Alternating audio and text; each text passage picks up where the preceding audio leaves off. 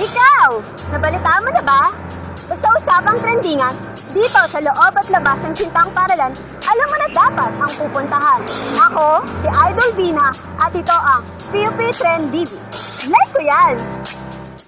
Off from my home, we're flying up no ceiling when we in our zone. I got that sunshine in my pocket, got that good soul in my feet. I feel that hot blood in my body when it drops. Ooh, I can't take my eyes off of it, moving so phenomenally. You're more like the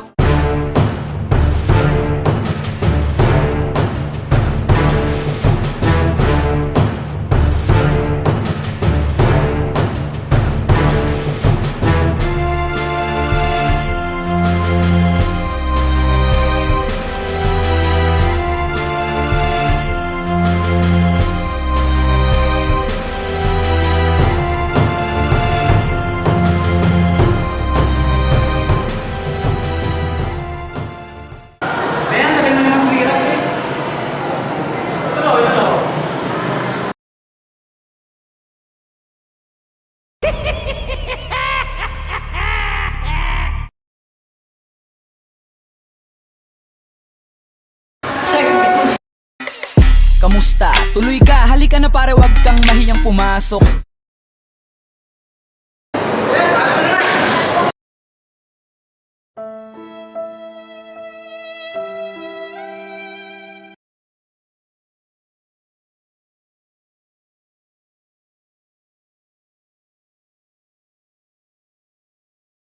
Kaya sa'yo ka na ba?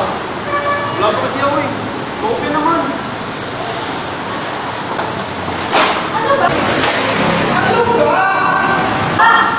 Kita mo nag-review eh! Nag-aaral ng tao, nagulong ka ba?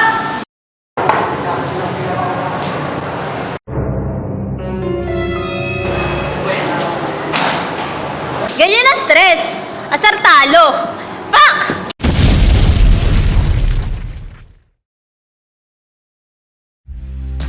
Mga ka-idol, halika at alamin natin ang mga pananaw ng ating mga kaisto at kaiska ukol sa stress.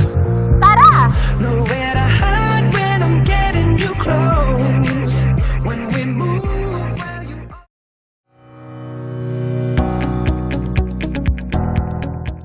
Yes po, stress po. Yes. Apo. Oo, medyo.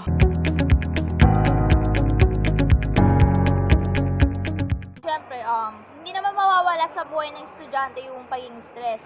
Especially sa akin, hindi lang ako ordinaryong estudyante, kundi student leader din po ako ng org namin. So, siyempre po, nadadagdagan yung aking trabaho, nadadagdagan yung aking responsibilidad. Kapag nagpatong-patong yon, pwede siyang maging stress sa akin. Sa school, sa mga activities, projects, ganun. Sa mga problema sa bahay, sa school, sa mga kaibigan din.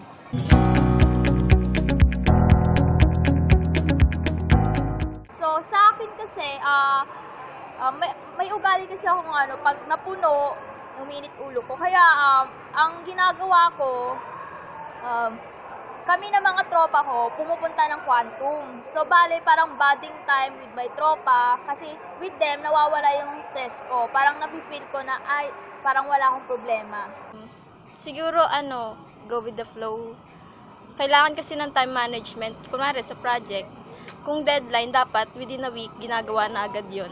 Para, ayun, hindi mag-crammings, ganun. Una, siguro sa pagbibigay ng time sa mga activity na nakakapagpawala ng stress tulad ng pag-join sa mga outside activity dito sa school, gaya ng sa mga church activities. Kasi doon, parang yung mga stress na nararamdaman mo, nare-relieve talaga, lalo na pagkasama mo yung mga kaibigan mo o yung mga tao na kung saan ka sanay makisama. Ganyan.